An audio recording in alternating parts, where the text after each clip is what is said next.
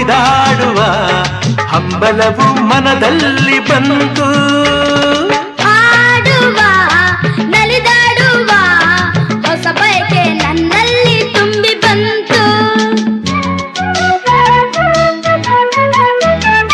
ದೂರದ ಆ ಬೆಟ್ಟದ ಸೌಂದರ್ಯ ನೋಡೋಣವೇನು, ಜಾರುವ ಜಲಪಾತದ ಸೊಬಗನ್ನು ಕಾಣೋಣ ಬರುವೆಯೇನು.